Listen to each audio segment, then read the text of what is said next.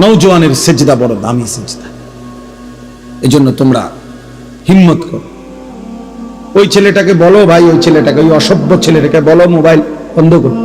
বেটা তুমি এতে উঠে যাও বেটা, এই বেটা অপদার্থ কোথাকার বেটা।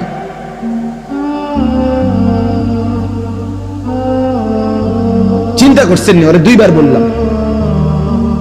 আর এইটাই জীবন। কিছু ছেলে পেলের জীবন এমন, এরা এত শক্ত হয়। এরা কত হলো, তোর আব্বাও যদি কয় আমি লড়তাম না, আমি যেমন আছি। হ্যাঁ, এটা সাংঘাতিক, জানেন না? কিছু ছেলে পেলে এমন শক্ত হয়ে যায়, কলিজা পাথর হয়ে যায়। এর কত হইলো, যা বেটা তোর বেটা এতে কত বালা হুজুর কইছে বেটা, এতে আরো কত মোড়া তাজা হুজুর দেখছি, আমার লড়াই থাকছে না। 1.5 বিঘা হুজুর আইছে, আমার মতো বাটফার লড়াই। আস্তাগফিরুল্লাহ, আস্তাগফিরুল্লাহ। রাগ হইও না বাপ, আমি বললাম আমি ফেরাইতে চাই, এই জন্য আমি একটু শক্ত। নাহলে আমি তো আর এমন না যে কাজে লাগছি আইয়া এই কারণে সেটাই কতক্ষণ দমকাই ফেললাম। এ তো ঝগড়ার জন্য না। আমার এই মাকসাদই হলো, তুমি কেন সেজদা করবা না, নামাজ কেন পড়তা? কমপক্ষে এটা তো বোঝা উচিত যে আমি আল্লাহর সাথে আমার রাগ কিসের। এটা তো কোন যুক্তিতে ভাই, একেবারে সামান্য বিবেকে যদি থাকে, আল্লাহর সাথে রাগ করবো কেন? তিনি আমার সব কিছু দিছেন, ঠিক না? আল্লাহ আমার সমস্ত প্রয়োজন পূরণ করতেছেন, যে আমারে সব দিল, এবং আমি ডাকলেও দেয়, না ডাকলেও দেয়, এমন মালিক আমি পাবো কোথায়? মা গাররাকা বিরাব্বিকাল কারীম। আল্লাহ বলে, বান্দা বলো না, এমন মেহেরবান মাওলা, আমার মতো দয়ালু রব থেকে কে তোমারে ধোঁকা দিল? এমন মালিক কই পাবা বান্দা? এমন মুনিব কই পাইবা? কই পাইবা? হাদিসে আছে নবীজি সাল্লাল্লাহু আলাইহি সাল্লামকে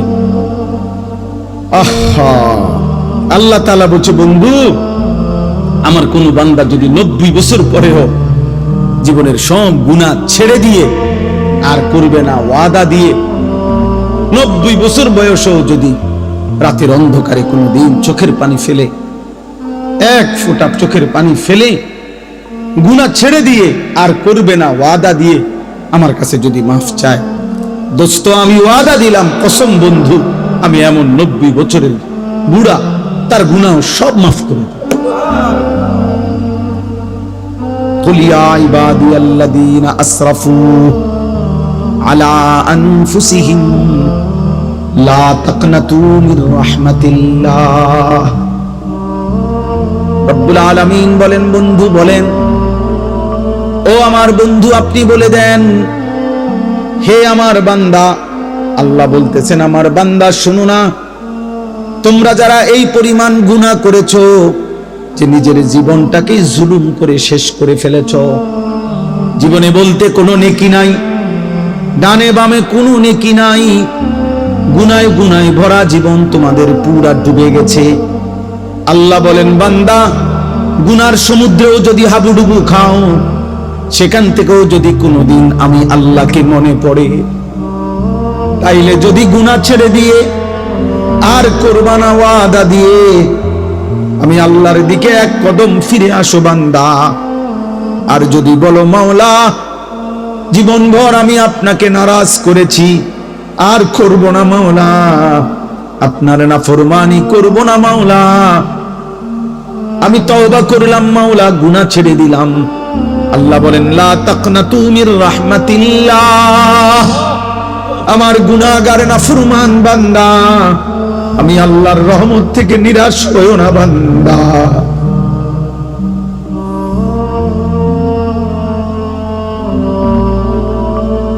मायूस ना हो अहले ज़मीन अपनी खताओं से, तकदीर बदल जाती है मुदतर की दुआओं से। अल्लाह बोले बुजुर्गाने दीन शेरेर मध्य बोलছে এটা, হে আল্লাহর বান্দা জীবনের সব গুনাহগুলো নিয়েও তুমি নিরাশ হইও না, मायूस ना हो। मायूस माने निराश। मायूस ना हो अहले जमीन, हे जमीन वाला निराश होयो ना अपनी खताओं से, निजेर गुनाहेर कारणे। चोखेर पानी फेलो बांदा, डाको तुम्हार अल्लाह के, तकदीर बदल जाती है मुदतर की दुआओं से। कोनो अक्षम असहाय बांदा जदि चोखेर पानी फेले आल्लाहर काछे दोया शुरू करे तो आल्लाह तार आजाबेर सिद्धांत बदले देय, बदलेई देय।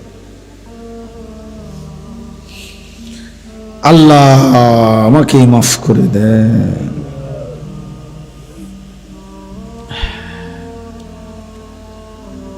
চলো ভাইয়া, আমরা বলার চেষ্টা করছি মালিকের কাছে, তো আমরা এটা বলতে পারবো যে আল্লাহ আমরা বলার চেষ্টা করছি আপনার বান্দাদের কাছে, আমরা চেষ্টা করছি। এজন্য প্রত্যেকে ইনশাআল্লাহ, আপনারা আসলে আমি মহব্বত করেই বললাম, কেন রাত এত হইছে, এরপরেও খোলা আকাশের নিচে আপনারা মজা খুব সুন্দর করে মনোযোগ দিয়ে সবাই বসছেন। চলেন মনোযোগ দিয়ে, যেহেতু বসছেনই মনোযোগ দিয়ে শুনতেছেন, একজন বক্তার ওয়াজ শুনছেন ভাল লাগছে এটা না, প্রিয় ভাই একদিন আমিও থাকবেন না, আপনিও থাকবেন না।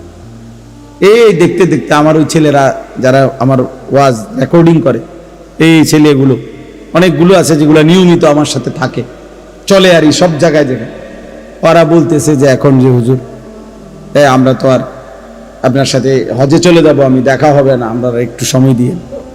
তা আমার এটা খুব মনে পড়লো যে হায় যদি আর দেখা না হয়, যদি আর কোনোদিন বলার সুযোগ না হয়।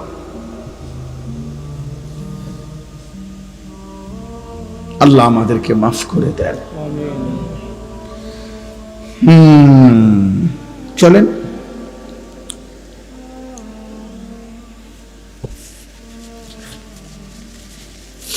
এজন্য যুবক ছেলেরা বলো ইনশাআল্লাহ, হিম্মত করো যে নামাজ পড়বানি ভাই ইনশাআল্লাহ। ছেলেরা বলো, ছেলেরা তোমরা বলো ভাই, বলো ইনশাআল্লাহ। আগামী দিনে সেজদাওয়ালা যুবক লাগবে ভাই, বিশ্বাস। আগামীর সময়টা মাহাদির পক্ষে, ইসলামের পক্ষে, সারা পৃথিবী, বাংলাদেশ না শুধু, সারা পৃথিবীতে কালেমার বিজয়ের জন্য, কোরআনের বিজয়ের জন্য, মাহাদির পক্ষে লড়বার জন্য, দাজ্জালের বিরুদ্ধে, ইহুদিদের বিরুদ্ধে, বেঈমানের বিরুদ্ধে যুদ্ধের জন্য সাহসী, ইমানদার, সেজদাওয়ালা যুবক লাগবে ইনশাআল্লাহ। তুমি নিয়ত করো যে সেদিনের সেই যুদ্ধে ইমানদারের পক্ষে যেন তুমি থাকো। আমি আমার ছোট ছেলেরও মস্ক করাইছি যে বাবা দোয়া করতে থাক বাপ, হয় তুই যুদ্ধ করবি না আমি যুদ্ধ করব, কিন্তু কালেমার বিজয় হবে ইনশাআল্লাহ, ইসলামের বিজয় হবে। এই দেখবেন একদিন পাকিস্তান এক ধাক্কা দিছে, 3 ঘন্টা লাগছে না, উড়ে এলাইছে। ইন্ডিয়া ঠান্ডা হয়ে গেছে, বুঝেন নাই? ঠান্ডা, একদম ঠান্ডা। মোমেন দেখায় দিছে 10ই মে ফজরের নামাজের পরে পাকিস্তানি সেনাবাহিনী মধ্যে মুজাহিদ চূড়ান্ত হামলা করছে ফজরের নামাজ পড়ে। সব চ্যানেলে আসছে কথা খবর। ফজরের সালাম ফিরায়া নারায়ে তাকবীর আল্লাহু আকবারের ধ্বনি দিয়ে মিসাইল হামলা করছে। 3-4 ঘন্টার ব্যবধানে ভারত মাথা নোয়াইতে বাধ্য হয়েছে। এই দেখবেন একদিন ইনশাআল্লাহ, একদিন ঘুম থেকে জেগে শুনবা যুবক ফিলিস্তিন বিজয় হয়েই গেছে। দেখো দেখুন, এ দেখবা আমরা ওই রুম দুপুরবেলা ভাত খাইয়া আমি শুইছিলাম মাত্র, এই সময় আমার একজনের দৌড়াই আইয়া কইছে, হুজুর গেছে গা, তো আমি কেটা গেছে গা, গেছে গা, তাই নিয়ে গেছে গা। বুঝেন নাই? হ্যাঁ, বুবু গেছে গা। আমি তখন মসজিদে শোয়া ছিলাম 5ই আগস্ট, তাবলিগে সফরে গেছিলাম উত্তরবঙ্গ দিনাজপুরে, মসজিদে ছিলাম তখন। দুপুরবেলা মাত্র শুইছি, কাইতেছি, এই সময় আমার সাথে একজন দৌড়াইয়া হুজুর গেছে গা। কি গেছে গা, গেছে গা, গেছে গেছে গেছে গা, আসলেই গেছে গা, গেছে গা। হ্যাঁ, এজন্য ওলামা বিদ্বেষী যারা ছিল, লক্ষ লক্ষ ওলামায়ে কেরামকে বেইজ্জতি করেছে যারা, হাজারো রকমের জঙ্গি, বোমাবাজ, এই সমস্ত মিথ্যা ট্যাগ লাগায়া, মিথ্যা অপবাদ দিয়ে যারা এই প্রহসন করেছিল, তারা ঠিকই ভাইগা গেছে। মামুন বাংলার জমিনে আজও আছে, মামুনুল হক আছেই আছে, থাকবে ইনশাআল্লাহ। এই জন্য এই কিশোরগঞ্জের এক বেয়াদব নেতা নামের এক বেয়াদব গত কয়েকদিন আগে এই বেয়াদব ওলামায়ে কেরামের বিরুদ্ধে জঘন্য মিথ্যাচার করেছে, বিদ্রুপ করেছে। বাংলাদেশের এক নেতা, পাগল পাগল, ফজু পাগল, ফজু পাগলা, পাগলায় যা মন চায় তাই বলছে। এদেশের মুসলিম নারীদেরকে বলছে, তোমরা হুজুরদের বাচ্চা পেটে ধারণ করবা না। কত বড় বেয়াদব, কত বড় জঘন্য বেয়াদব, চিন্তা করে দেখ।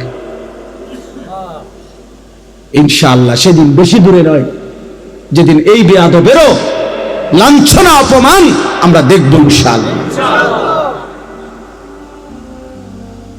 এই জন্য প্রিয় ভাই, প্রিয় বাবা, সবার কাছে বলি, বাবা দিন মানেন, আল্লাহকে মানেন। এই বাপ, সংসার মানে স্ত্রী সন্তান, ছেলে মেয়ের নাম সংসার, স্ত্রী সন্তানের নাম পরিবার। খাট পালং আর সোফার হিসাব মিলাইয়েন না, সন্তানের নামাজের হিসাব মিলাইয়েন।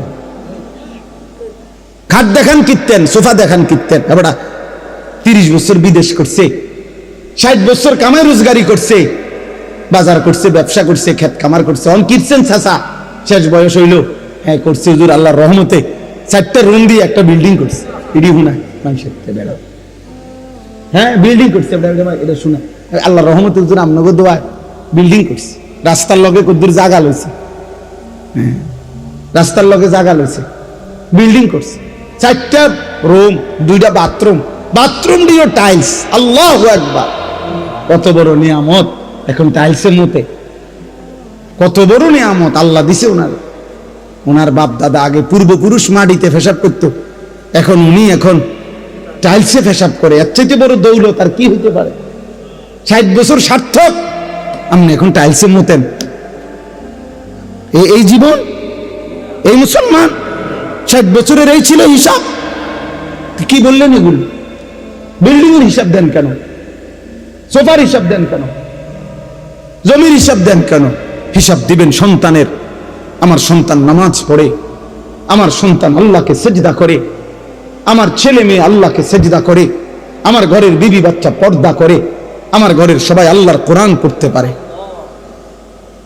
কথা তো ছিলই না?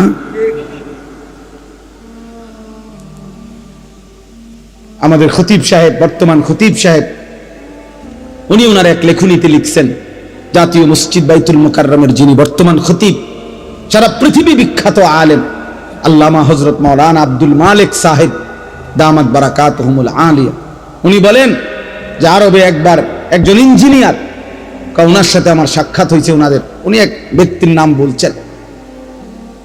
তো ওই ইঞ্জিনিয়ার ব্যক্তি বলছে, কয় যে জনাব, আমার বংশে গত 70 বছরে যত নারী পুরুষ আমাদের ফ্যামিলিতে গত হয়েছে, গত 70 বছরে এমন একজন নারী পুরুষ আমাদের বংশে নাই যে হাফেজ কোরআন নয়।